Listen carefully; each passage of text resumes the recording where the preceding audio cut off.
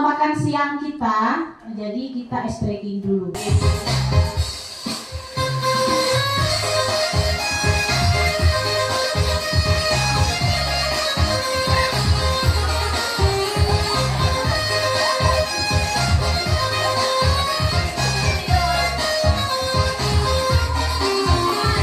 Nah, terima kasih Bapak Ibu, silakan duduk kembali. Tidak boleh dekat duduk situ. Oh baiklah, saya akan langsung memaparkan presentasi saya tentang budaya positif. Pemaparan dari video diseminasi modul 1.4 budaya positif oleh Nelly Marlina, calon guru penggerak angkatan 11. Jadi secara rincinya saya akan men-sharing mensamai Ibu pada siang hari ini tentang budaya positif. Bahwa tujuan dari pendidikan itu adalah menurut Ki Hajar Dewantara, pendidikan adalah menuntun segala kodrat yang ada pada anak agar mereka dapat mencapai keselamatan, kebahagiaan yang setinggi-tingginya baik sebagai manusia maupun sebagai anggota masyarakat. Oleh sebab itu, pendidik itu haruslah sebagai penuntun tumbuh hidupnya kekuatan yang ada pada anak, bukan merubah tumbuhnya hidup anak. Jadi di sini kita sebagai pendidik itu diibaratkan seorang petani. Jadi anak itu diibaratkan sebuah biji benih.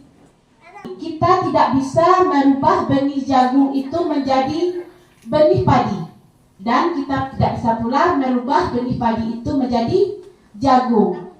Jadi peran kita sebagai guru itu adalah bagaimana kita itu merawat biji-biji tersebut agar tumbuh menjadi tumbuhan yang lebih baik, lebih subur. Bagaimana caranya? Kita memupuk, merawat tanah tersebut, menyiram dengan seandainya kurang berkecukupan air. Jadi itulah peran kita sebagai guru. Kita yang seharusnya menuntun anak itu menjadi seorang manusia, sebagai seorang anggota masyarakat yang benar-benar tidak merubah kodratnya, baik kodrat alam maupun kodrat zamannya. Jadi misalnya kita berada di pedesaan, kita tidak bisa merubah anak itu seperti anak yang berada sekolah di kota. Jadi itulah kodrat alam. Seperti sekarang ini, anak sudah bermain gadget semua, sudah bermain HP. Kita tidak bisa melarang anak itu tidak bermain HP, tetapi kita sebagai guru itu harus bisa menuntun, mengayomi, mendampingi anak agar anak itu tidak salah kiprah. Itulah tujuan dari pendidikan Ki Hajar Dewantara. Kita menuntun anak itu supaya menjadi anak yang bisa berguna, bermanfaat bagi dirinya sendiri maupun bagi masyarakat. Budaya positif di sekolah. Inilah intisari dari yang ingin saya sampaikan pada hari ini. Budaya positif di sekolah yaitu nilai dan kebiasaan di sekolah yang berpihak pada murid agar mereka berkembang menjadi pribadi yang kritis, penuh hormat, dan bertanggung jawab sesuai dengan profil pelajar Pancasila. Ada 6 profil pelajar Pancasila. Yang pertama, beriman, bertakwa kepada Tuhan Yang Maha Esa, berakhlak mulia. Jadi bagaimana kita sebagai guru itu harus memberi pelajaran kepada anak yang berakhlak. Berakhlak pada diri sendiri, berakhlak pada orang tua atau orang lain, berakhlak pada lingkungan, dan berakhlak kepada alam. Yang kedua ada berkebinekaan global. Jadi bagaimana anak yang hidup di desa itu tetap berkebinekaan global, belajar mempertahankan budaya luhur yang ada di mana anak itu tinggal. Nah, sesuai dengan identitas anak tersebut tinggal di mana, berlahak tadi. Anak itu hidup di daerah pedesaan. Kita tetap mempertahankan budaya yang ada pada daerah setempat dengan tidak mengabaikan budaya-budaya dari daerah lain, tapi tetap kita membuka diri dengan budaya yang dibawa dari daerah lain. Nah, itu yang kedua. Yang ketiga, mandiri. Profil pelajar Pancasila yang ketiga yaitu mandiri. Pelajar yang bertanggung jawab atas proses hasil pelajarnya. Jadi bagaimana anak itu dapat mandiri dengan apa yang dicapainya. Dengan mereka belajar, mereka dapat mandiri. Dengan mereka berproses, mereka dapat mandiri. Itu yang ketiga. Yang kelima, bernalar kritis. Belajar bernalar kritis, mampu secara objektif memproses informasi baik kualitatif maupun kuantitatif.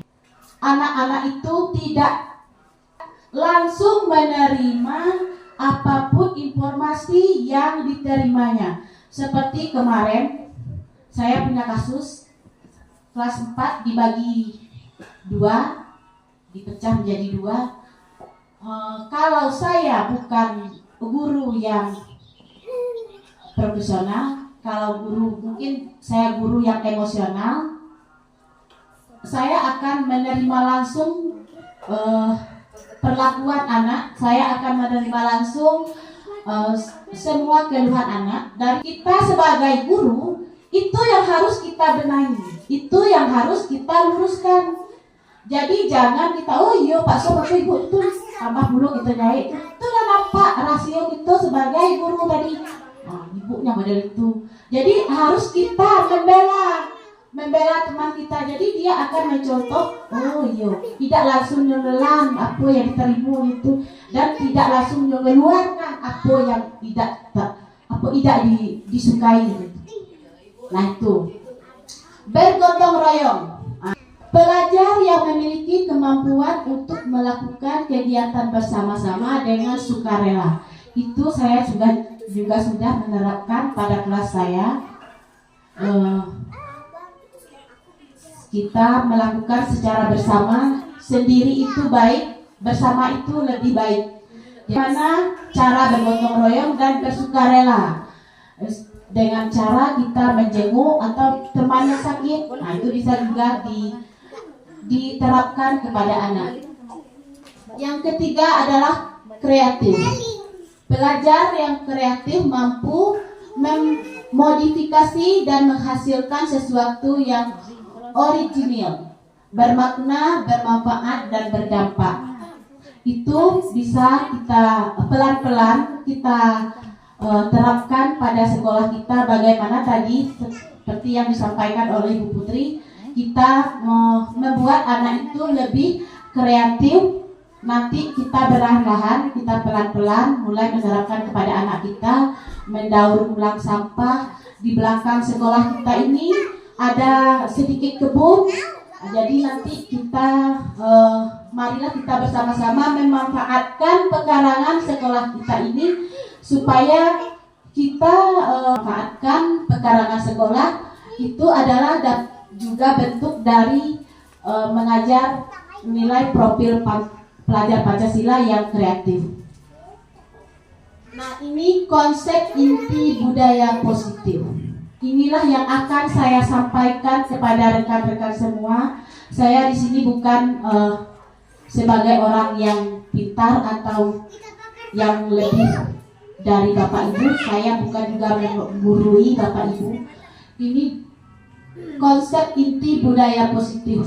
Paradigma belajar kita, disiplin positif, motivasi perilaku manusia, kebutuhan dasar manusia, posisi kontrol guru, dan keyakinan kelas. Kita mulai dari yang pertama, yaitu paradigma belajar, perubahan paradigma belajar. Dalam membangun budaya positif di sekolah, menyediakan lingkungan yang positif, aman, nyaman, agar murid mampu berpikir, bertindak, menciptakan dengan merdeka, mandiri, dan bertanggung jawab. Disiplin sangat erat kaitannya dengan kontrol guru terhadap murid. Nah, Bapak Ibu, Seandainya Bapak Ibu memiliki barang berharga di tangan, seandainya Bapak Ibu memiliki barang berharga di tangan yang tidak mungkin Ibu bagikan kepada teman-teman atau orang lain. Nah, di sini bagaimana orang lain atau teman kita ingin merebut benda berharga itu dari tangan kita, menawari kita dengan tawaran atau bujukan. Seandainya dia mendapatkan benda yang ada pada tangan kita. Nah, ini adalah bentuk ilusi yang terjadi pada anak saat sekarang. Jadi, dengan segala upaya kita mempertahankan benda berharga itu pada tangan kita. Dan teman kita atau orang lain berupaya lagi untuk merebut benda yang ada dalam tangan kita itu. Dapat dengan cara menghardik, membujuk, mengintimidasi, memarahi, menggoda. Pertama, perubahan paradigma teori kontrol, ilusi seorang guru mengontrol murid. Yang kedua, ilusi bahwa semua penguatan positif efektif dan bermanfaat. Yang ketiga, ilusi bahwa kritik dan rasa bersalah dapat menguatkan karakter. Yang keempat, ilusi bahwa orang dewasa dapat memiliki hak untuk memaksa. Jadi Bapak Ibu, apa makna disiplin? Disiplin itu apa makna disiplin? Dari bahasa Latin, disiplin itu artinya belajar. Makna asal dari kata berkonotasi dengan disiplin bersama murid-murid. Disiplin diri membuat orang menggali potensi menuju tujuan apa yang dihargai. Namun dalam budaya kita, makna kata disiplin menjadi suatu yang dilakukan seseorang pada orang lain untuk mendapatkan kepatuhan. Kecenderungan umum menghubungkan kata disiplin dengan ketidaknyamanan, dengan apa yang kita hargai atau pencapaian sesuatu yang mulia. Disiplin adalah kemampuan memerintahkan diri sendiri, mengontrol dan menguasai diri, memilih tindakan yang mengacu pada nilai-nilai yang dihargai. Nah, di sini Bapak Ibu, kita boleh saja membuat kedisiplinan di sekolah, tetapi kita tidak boleh membuat peraturan. Peraturan dengan keyakinan itu berbeda. Kalau peraturan itu dibuat oleh satu pihak, tidak melibatkan orang lain, sedangkan keyakinan itu melibatkan orang lain, termasuk kita sebagai guru melibatkan murid kita. Pada 5 kebutuhan dasar manusia. Kebutuhan dasar manusia adalah segala sesuatu yang kita lakukan untuk mendapatkan apa yang kita inginkan. Seluruh tindakan yang kita lakukan memiliki tujuan tertentu, dan semua usaha terbaik yang kita lakukan adalah dalam rangka agar kebutuhan dasar kita terpenuhi dengan baik. Nah, ada 5 kebutuhan dasar manusia. Yang pertama adalah bertahan hidup. Seperti kita membutuhkan makanan, pakaian, tempat tinggal, keamanan, kesehatan. Nah, tadi kita harus memahami anak itu, kenapa anak itu nakal. Kebutuhan dasar ini harus terpenuhi pada seorang anak didik. Bertahan hidup, kasih sayang dan rasa diterima. Rasa diterima itu dapat dilakukan anak untuk memenuhinya dengan mereka tadi nakal. Jadi mereka itu butuh kasih sayang. Mungkin mereka tidak mendapatkan kasih sayang seperti itu di rumah. Jadi kita sebagai guru harus tahu apa kebutuhan dasar yang diperlukan oleh anak didik kita. Yang ketiga, penguasaan.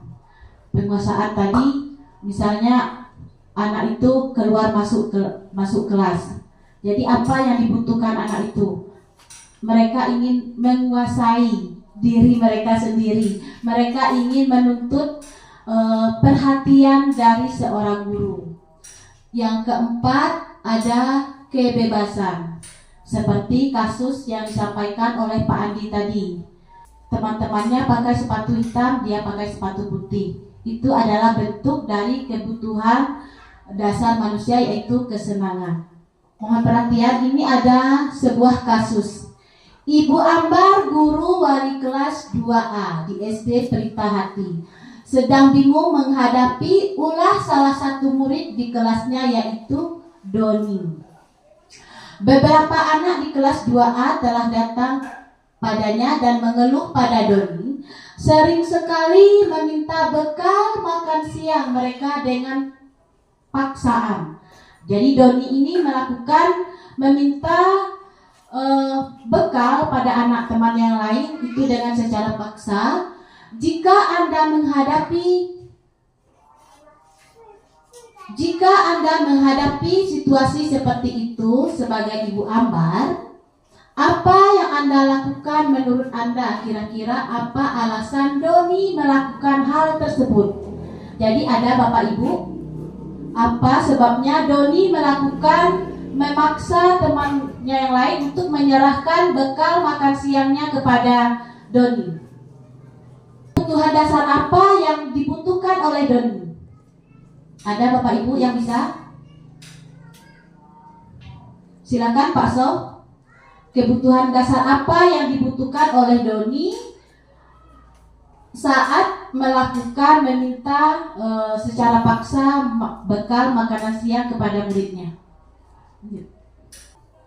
Nah, dalam konteks penerapan disiplin positif, Ibu Ambar sebaiknya mencari alasan mengapa Doni melakukan tindakan tersebut agar mengetahui kebutuhan dasar apa yang diusahakan Doni untuk didapatkannya. Kebutuhan bertahan hidup. Doni lapar atau orang tuanya tidak memberi bekal makan siang untuk Doni.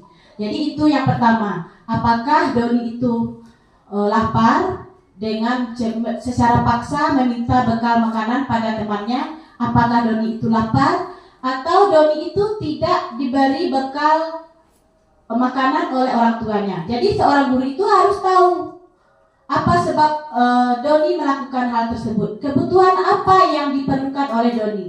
Yang kedua, kasih sayang dan rasa diterima. Jadi Doni itu apakah dia butuh teman, ingin diperhatikan? Doni. Yang ketiga, menguasai. Apakah Doni itu merasa berkuasa terhadap teman-temannya? Yang ketiga adalah kebebasan. Kebutuhan dasar kesenangan. Doni itu mengganggu temannya. Dia senang dengan teman-temannya yang bosan. Nah, itu adalah 5 kebutuhan dasar manusia. Yang pertama adalah kebutuhan bertahan hidup, kasih sayang dan rasa diterima, penguasa, kebebasan, dan kesenangan. Itu adalah 5 kebutuhan dasar manusia. Yang keempat adalah motivasi perilaku manusia. Untuk menghindari ketidaknyamanan, maka kita tidak boleh menghukum murid-murid kita.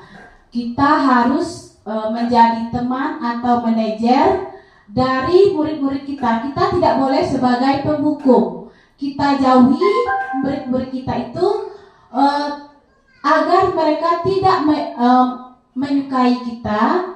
Jadi bagaimana kita itu menjadi teman, menjadi manajer bagi murid kita itu dengan ekspresi wajah kita itu jangan membuat mereka takut.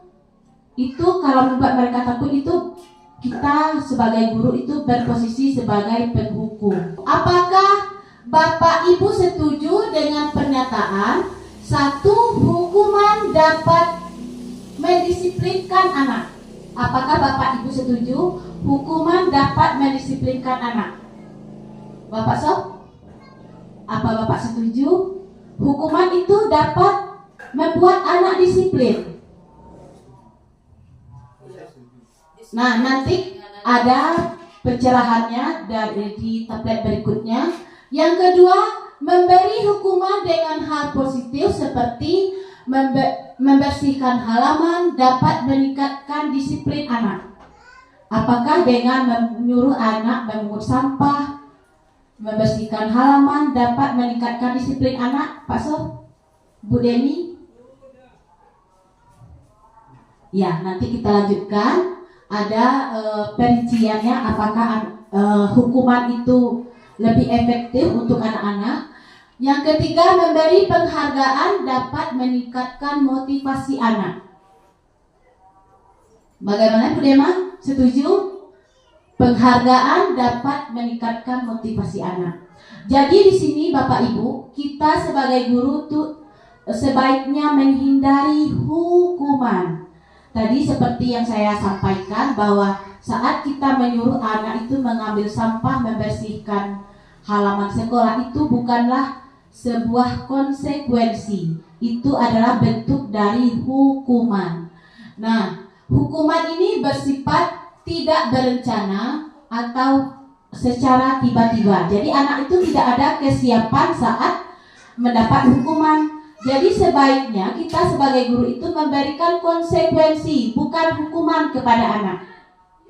Nah, mulai saat ini sebaiknya kita sebagai guru memberikan konsekuensi, bukan hukuman. Kita mencari solusi, misalnya anak hobi makan di kelas, anak suka terlambat. Jadi bagaimana kita sebagai seorang guru itu mencari solusi supaya anak itu tidak lagi makan di kelas, tidak lagi terlambat. Jadi bukan kita memberi hukuman. Kalau makan di kelas silahkan keluar, kalau terlambat silahkan pulang kembali, kalau terlambat silahkan berbaris, jangan masuk dulu. Jadi anak itu merasa dirugikan. Akan berlatih tentang pilihan kita apakah hukuman atau konsekuensi. Bagaimana menurut Bapak Ibu tindakan yang dilakukan oleh guru terhadap anak? Mencatat 100 kali dalam buku dengan kalimat saya tidak akan terlambat lagi datang ke sekolah. Menurut Bapak Ibu apakah konsekuensi atau hukuman? Hukuman. Yang nomor 2 nanti Bapak Ibu kunci jawaban akan saya berikan. Yang kedua, lari mengelilingi lapangan basket 2 kali karena terlambat hadir ke sekolah. Menurut Bapak Ibu, apakah konsekuensi atau hukuman? Hukuman. Hukuman ya Pak Ali. Yang ketiga, murid diminta untuk push up 15 kali karena tidak menggunakan masker datang ke sekolah. Konsekuensi apa hukuman? Karena anak tidak memakai masker ke sekolah disuruh push up. Hukuman. Membersihkan tumpahan air di meja tulis karena tersenggol pada saat belajar. Jadi anak diminta untuk membersihkan tumpahan air karena tidak sengaja tersenggol waktu belajar. Itu konsekuensi apa hukuman? Konsekuensi.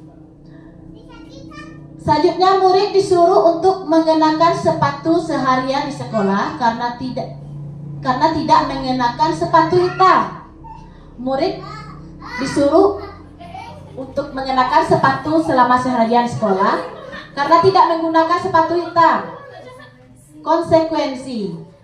Nah yang terakhir, lari mengelilingi lapangan basket 2 kali karena terlambat 10 menit untuk belajar PJOK. Konsekuensi. Nah ini kunci jawabannya Bapak Ibu, lanjutkan.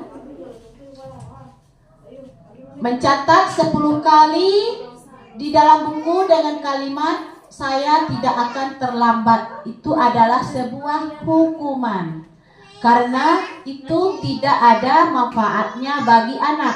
Kalau yang bermanfaat bagi anak apabila kita memberi materi yang lain kepada anak, memberikan materi yang baru kepada anak.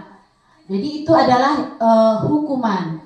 Lari mengelilingi lapangan basket 2 kali karena terlambat hadir di sekolah. Itu adalah hukuman. Anak sudah terlambat, disuruh mengelilingi lapangan di sekolah. Jadi sebaiknya kita itu tidak memberi hukuman kepada anak, tapi konsekuensi. Murid diminta untuk push up 15 kali karena tidak menggunakan masker ke sekolah. Itu adalah hukuman. Membersihkan tumpahan air di meja tulis karena tersenggol pada saat jam belajar. Itu adalah konsekuensi. Dimana itu kan tidak sengaja dilakukan anak. Jadi kalau kita hukum, kita marahi anak itu, kita sebagai penghukum, bukan lagi sebagai teman atau sebagai manajer. Murid disuruh untuk tidak mengenakan sepatu seharian karena tidak menggunakan sepatu hitam. Itu adalah sebuah hukuman. Tetapi kita sebagai guru memberikan kesempatan kepada anak, kita harus mencari tahu mengapa anak tidak melakukan atau tidak menggunakan sepatu hitam ke sekolah. Jadi kita sebagai guru memberikan kesempatan kepada anak untuk besok kamu jangan lagi tidak pakai sepatu hitam ya. Nah, jadi kita seharusnya seperti itu, memberikan kesempatan kepada anak untuk memperbaiki dirinya atau memperbaiki keadaan. Nah, murid disuruh lari mengelilingi lapangan basket 2 kali karena terlambat 10 menit untuk pelajaran PJOK. Itu adalah konsekuensi. Memang pada jam PJOK anak itu ada pemanasan. Jadi mungkin anak terlambat dari kelas, teman-temannya sudah sampai di lapangan. Jadi itu adalah bentuk konsekuensi yang diberikan oleh guru, bukan hukuman. Nah, Bapak Ibu, inilah posisi kontrol kita sebagai guru. Yang pertama, apakah kita sebagai penghukum? Yang kedua, apakah kita sebagai pembuat rasa bersalah? Yang ketiga, apakah kita sebagai guru itu adalah sebagai teman? Apakah kita sebagai pemantau? Dan apakah kita sebagai manajer? Jadi kita sebagai guru, sebaiknya kita itu jangan sebagai penghukum. Nah, level tertinggi dari kontrol seorang guru itu adalah sebagai manajer.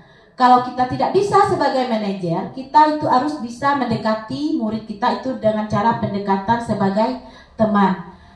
Sebaiknya kita sebagai guru itu menghindar sekali. Jangan sampai kita sebagai guru itu sebagai penghukum, menghardik, membentak murid. Jadi itu akan menjadi pengalaman yang sangat menyakitkan sekali bagi murid-murid kita. Posisi kontrol kita sebagai penghukum. Apakah kita itu menghardik anak, memarahi anak, atau menyindir? Jadi ekspresi wajah kita sebagai penghukum itu dapat membuat anak itu trauma. Yang ini membuat menjadi orang merasa bersalah. Kita dapat mengatakan kepada anak, tidak kasihan nih mak ibu lah payah ngajar dari tadi. Pio tidak ada memperhatikan ibu ngajar. Nah, jadi itu membuat anak merasa bersalah. Atau mak lapangan kita lah bersih pio gigo nyapak sahab. Nah, jadi itu anak merasa bersalah. Jadi sebaiknya kita jangan hindari sebagai penghukum. Sebagai teman, membuat alasan-alasan tertentu. Jadi kita melakukan pendekatan kepada anak sebagai teman. Pemantau. Jadi kita dari jauh anak lah nampak kita lah takut. Nah, jadi itu jangan sekali-sekali kita sebagai guru melakukan hal tersebut. Nah, ini adalah level tertinggi dari seorang guru adalah manajer. Bagaimana kita itu mencari solusi pada setiap masalah yang dihadapi oleh anak. Misalnya anak yang hobi makan di kelas, anak yang suka keluar masuk, anak yang tidak mengerjakan tugas tepat waktu. Jadi kita posisi kontrol kita sebagai manajer tadi, kita dapat mencari solusi bagaimana kita menjadi rekan bagi anak itu menemukan solusinya sendiri. Jadi sesuai dengan apa posisi kontrol kita sebagai guru. Berikut Saya kecewa sekali dengan kamu. Itu membuat anak merasa bersalah. Ibu kecewa sekali pada kamu. Kamu tidak kasihan melihat ibu. Ibu sudah capek-capek mengajar kamu dari tadi. Itu membuat anak merasa bersalah. Yang kedua, kamu tidak pernah benar melakukannya. Itu sebagai penghukum. Ampun salah, ampun. Kamu selalu salah. Itu salah. Apalagi kita dengan ekspresi menunjukkan anak, kamu itu salah, kamu tidak benar, kamu selalu salah mengerjakan tugas. Itu sebagai penghukum. Yang kedua, ayolah lakukan demi bapak ibu. Itu sebagai teman. Ayolah mengerjakan tugas, ibu payah nih. Itu sebagai teman. Nah, apakah kamu mendapatkan stiker bintang hari ini? Itu sebagai pemantau. Kita mengiming-imingkan anak itu dengan hadiah. Apakah kamu akan mendapatkan konten yang bagus hari ini? Jadi itu sebagai pemantau. Selanjutnya, bagaimana kamu bisa menyelesaikan masalah ini? Itu adalah posisi kita sebagai manajer. Apabila anak itu melakukan kesalahan, jadi kita itu harus memberikan pertanyaan-pertanyaan bagaimana kamu bisa menyelesaikan masalah ini. Jadi misalnya anak datang terlambat, bagaimana kamu besok tidak lagi datang terlambat? Bagaimana solusi supaya kamu tidak lagi makan di kelas? Berarti kamu harus sarapan pagi. Bagaimana solusi agar kamu lebih mengerjakan tugas kamu di sekolah tepat waktu? Berarti kamu harus lebih belajar lagi di rumah. Nah itu. Kamu selalu yang paling terakhir, itu adalah penghukum. Kamu paling nakal. Pun nakal terus, itu tidak boleh. Itu adalah sebagai posisi kontrol kita sebagai penghukum. Kita dapat menghindari posisi kontrol kita tadi sebagai penghukum, sebagai pembuat orang merasa bersalah. Itu kita harus membuat keyakinan kelas.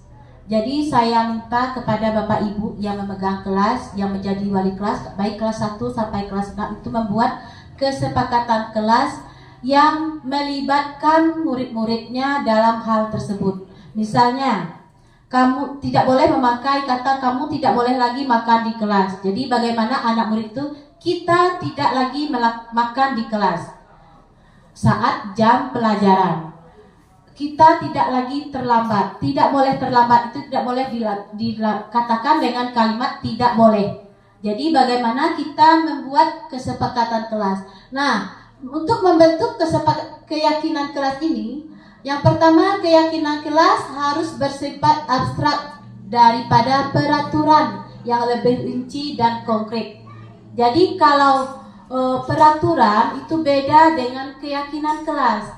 Seperti setelah saya sampaikan tadi, kalau peraturan itu dibuat oleh satu pihak, sedangkan keyakinan kelas itu kita membuat bersama, melibatkan baik teman sejawat ataupun melibatkan murid-murid kita. Nah, yang kedua, keyakinan kelas berupa pernyataan universal seperti yang saya sampaikan tadi. Tidak boleh mengatakan tidak boleh, kamu tidak boleh terlambat. Jadi bagaimana kita membuat dengan kalimat-kalimat yang pernyataan universal. Yang ketiga, pernyataan keyakinan kelas senantiasa dibuat dalam bentuk positif. Tidak boleh keterpaksaan. Keyakinan kelas itu dalam bentuk kalimat yang positif. Keyakinan kelas hendaknya tidak terlalu banyak sehingga mudah diingat dan dipahami oleh semua warga kelas. Paling sedikit itu minimalnya 5 buah, atau paling banyaknya itu janganlah melebihi 10 buah. Jadi itu biasanya kita buat, kita tempel pada kelas-kelas kita sesuai dengan keyakinan kelas yang kita buat sebelum mulai tahun pelajaran baru. Itu sudah kita sepakati dengan murid-murid kita. Selanjutnya, keyakinan kelas sebaiknya sesuatu yang dapat diterapkan di lingkungan tersebut. Seperti menjaga kebersihan, itu dapat diterapkan di lingkungan sekolah maupun di rumah. Itu adalah bentuk keyakinan kelas yang positif bagi anak, tidak hanya di sekolah tetapi juga di rumah. semua warga kelas hendaknya ikut berkontribusi dalam pembuatan keyakinan kelas lewat kegiatan curah pendapat. Jadi sebelum membuat keyakinan kelas, Bapak Ibu itu harus membuat kontribusi dulu dalam pembuatan keyakinan kelas dengan melibatkan semua murid yang ada di dalam kelas. Yang terakhir, bersedia meninjau kembali keyakinan kelas dari waktu ke waktu. Jadi, keyakinan kelas yang Ibu buat itu tidak berbentuk permanen, tetapi keyakinan kelas itu bisa dirubah dalam waktu ke waktu. Misalnya, dari semester 1 keyakinan kelasnya jujur dan bertanggung jawab. Kalau murid-muridnya tidak bisa jujur dan bertanggung jawab, tanya kepada muridnya, apa yang maunya dia? Kalau kita tidak bisa jujur dan bertanggung jawab, kamunya maunya apa? Apakah kita harus berbohong? Apakah kita tidak harus bertanggung jawab, tidak mengerjakan tugas tepat waktu? Apakah boleh seperti itu? Berarti kesepakatan kelas kita, berarti keyakinan kelas kita harus kita rubah. Jadi tanya anak itu maunya seperti apa. Jadi Bu, kita lanjutkan kesepakatan kelas. Ini adalah contoh pernyataan kesepakatan kelas yang tidak terlalu mengikat, tetapi harus disepakati oleh semua murid yang ada di kelas kita. Seperti kami, guru dan murid yang saling menyayangi. Jadi itu adalah berarti murid dan guru itu saling menyayangi. Seandainya ada anak-anak murid kita di dalam kelas kita yang bertengkar atau berbicara yang tidak benar, jadi kita dapat menanyakan kesepakatan kelas, kami, guru dan murid saling menyayangi. Yang kedua, kami murid yang semangat dalam belajar. Jadi seandainya murid itu tidak mengerjakan tugas, kita dapat menanyakan kepada murid keyakinan kelas apa yang telah dilanggarnya. Seperti, apakah kamu sudah menjadi murid yang semangat dalam belajar? Jadi murid itu akan menemukan solusinya sendiri. Seandainya murid itu tidak mengerjakan tugas, tidak datang tepat waktu, apakah kamu sudah bertanggung jawab? Jadi kita akan menanyakan solusi sendiri kepada murid. Jadi tidak mengatakan bahwa oh kamu anak nakal, kamu tidak bertanggung jawab. Bukan seperti itu. Tetapi kita menanyakan kepada murid dengan pernyataan bahwa murid itu sendiri yang mencari solusi atas masalahnya. Yang ketiga, kami murid yang peduli dengan teman-teman. Jadi seandainya ada murid di kelas kita yang mengganggu temannya, yang usil, yang membuli temannya, itu bisa kita tanyakan keyakinan kelas apa yang tidak dia patuhi dari kesepakatan yang telah kita buat. Nah, ini ada contoh kesepakatan kelas yang telah saya buat pada kelas 4A. Jujur dan saling menghormati.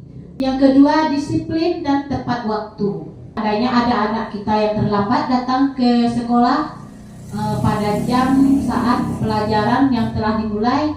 Jadi kita dapat menanyakan keyakinan kelas kepada anak, apakah anak itu sudah disiplin dan tepat waktu.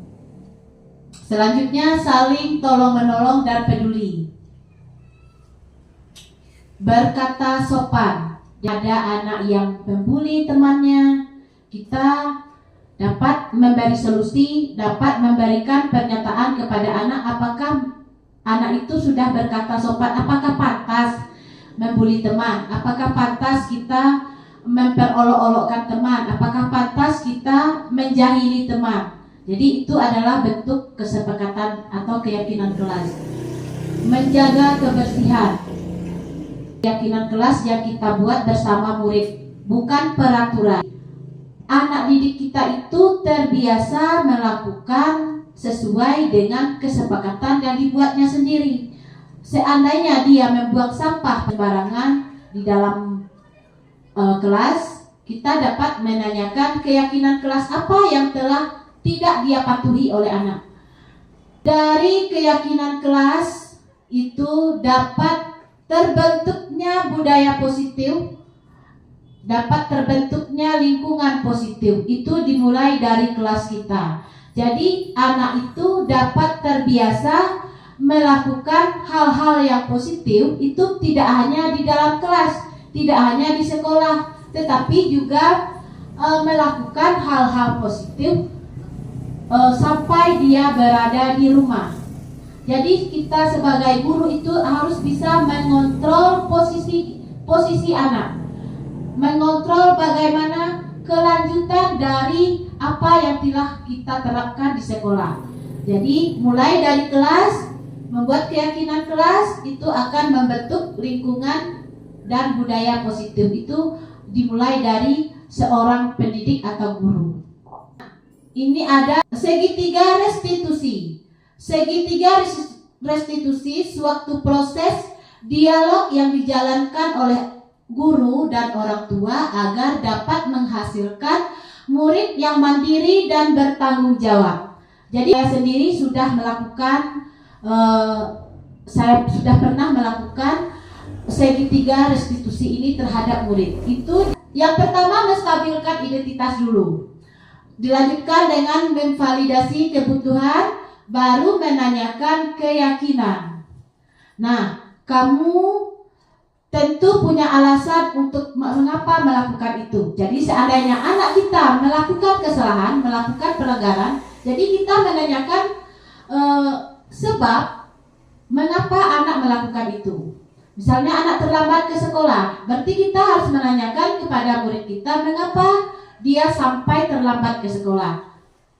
Mungkin orang tuanya sakit, mungkin dia membantu orang tuanya di rumah, atau dia tidur terlalu larut malam, main gadget, atau dia masalah yang lain yang tidak kita ketahui. Jadi kita harus mengetahui mengapa murid kita melakukan hal tersebut. Mengapa kamu melakukan hal tersebut? Pasti dia punya alasan melakukannya. Nah, selanjutnya, adakah cara yang lebih efektif untuk mendapatkan apa yang kamu butuhkan? Misalnya, anak terlambat datang ke sekolah. Apa yang bisa kamu lakukan supaya kamu tidak lagi terlambat ke sekolah? Jadi itu bisa kita berikan pernyataan yang positif kepada anak agar anak sendiri yang mencari solusi atas masalah. Dengan menstabilkan identitas, kita dapat mengatakan kepada anak setiap orang memiliki kesalahan. Jadi itu juga dapat membuat anak tidak merasa bersalah atau tidak merasa terhukum. Misalnya anak membuat kesalahan, mengambil barang temannya. Jadi kita tidak langsung memvonis anak itu sebagai pemaling, tidak memvonis anak sebagai anak yang nakal, tetapi kita dapat menstabilkan identitas dari anak sendiri menemukan solusi atas kesalahannya. Kamu bukan satu-satunya orang yang membuat kesalahan. Jadi kita dapat menstabilkan anak itu agar anak itu tidak down, tidak menurun mentalnya, tidak merasa bahwa dia dikucilkan, bahwa dia tidak dimarahi, tidak merasa bersalah.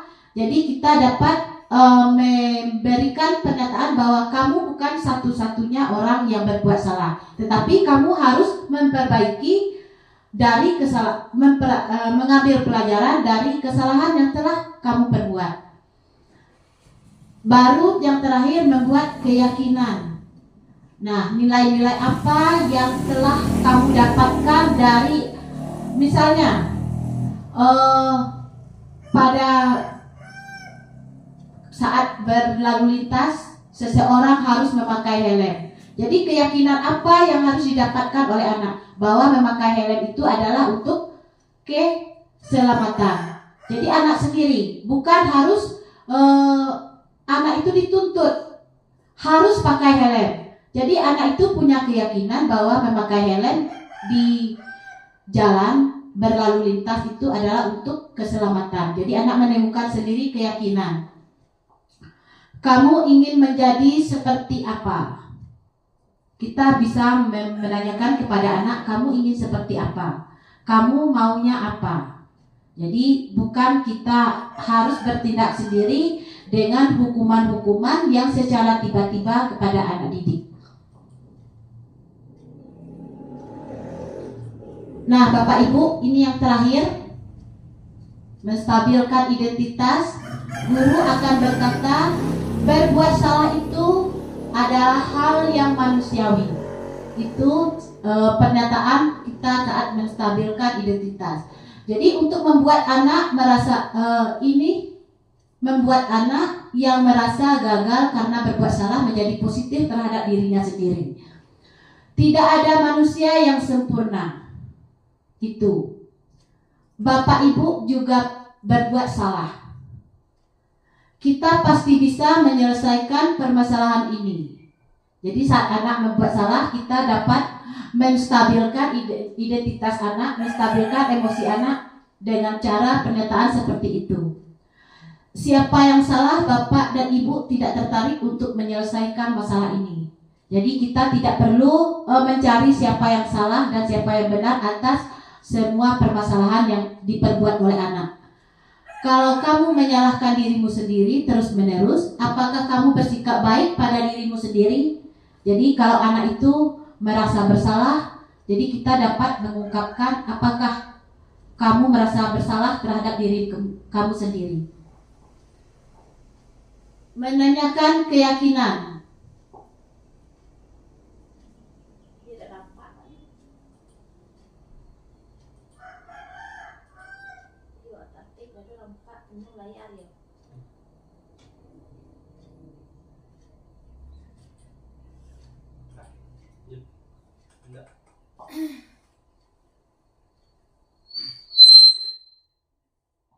Menanyakan keyakinan, jadi guru dapat menanyakan keyakinan kepada murid, apa nilai yang kita percaya di kelas ini. Jadi itu kita dapat menanyakan kepada murid apa nilai yang dapat dipercaya di kelas kita. Itu adalah bentuk nilai-nilai universal, pertanyaan-pertanyaan universal yang dapat kita ajukan kepada murid. Kelas yang ideal itu seperti apa sih? Jadi kita menanyakan kepada murid saat membuat keyakinan kelas, murid itu mengimpikan kelas yang seperti apa? Kamu ingin menjadi anak seperti apa? Apakah apa yang kamu rasakan ketika kamu melakukan kesalahan? Apakah yang kamu rasakan ketika kamu menjadi orang yang seperti? Iya Pak, ini ada nampaknya.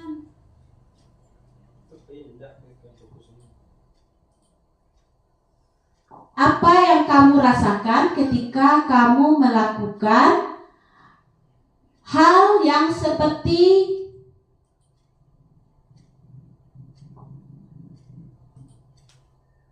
apa yang kamu lakukan ketika kamu melakukan